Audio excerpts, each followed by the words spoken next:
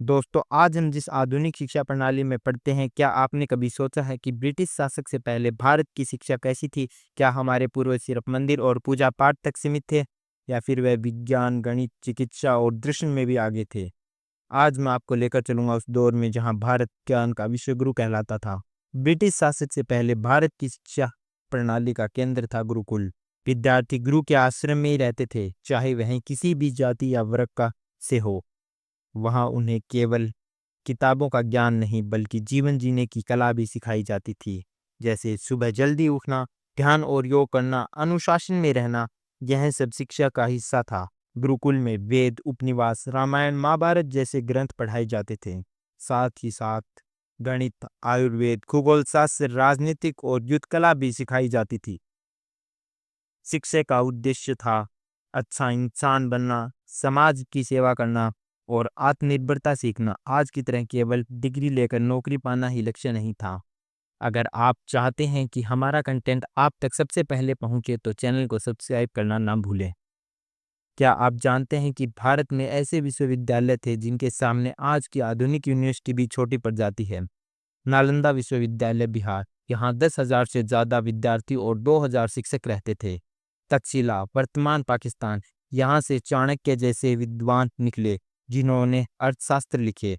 विदेशों से लोग भारत पढ़ने आते थे। चीन, जापान, तिब्बत, ग्रीस तक के विद्यार्थी भारत में शिक्षा लेने आते थे। सोचिए, उस दौर में भारत वाकई विश्वगुरु था।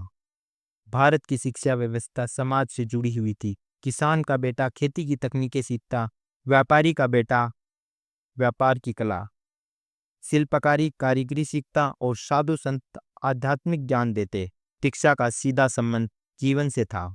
कोई भी ज्ञान केवल कागजी नहीं था। उस दौर में शिक्षा स्थानीय भाषा में दी जाती थी, संस्कृत, पाली और क्षेत्रीय भाषाएं।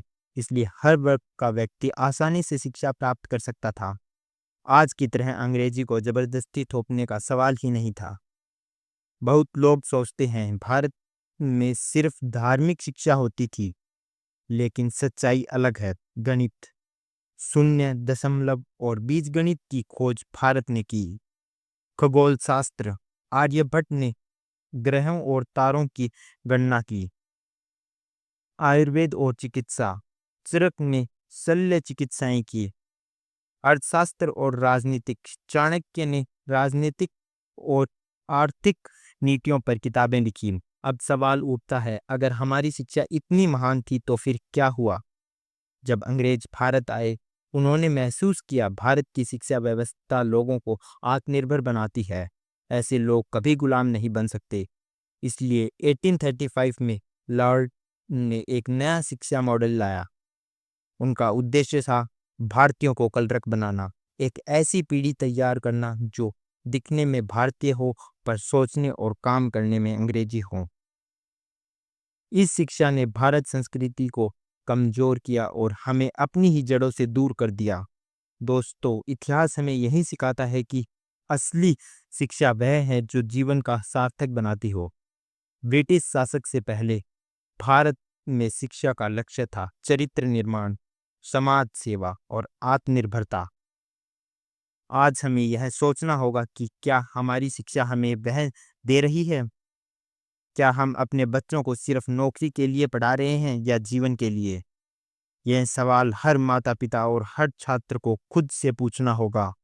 तो दोस्तों, यह थी भारत की वह शिक्षा प्रणाली जो हमें विश्वगुरु बनाती थी। अगर आपको यह वीडियो पसंद आया तो इसे शेयर करना ना भूलें। याद रखना, हमारी असली ताकत हमारी जड़ें हैं। भारत की शिक्षा केवल डिग्री नहीं बल्कि जीवन जीने की कला थी।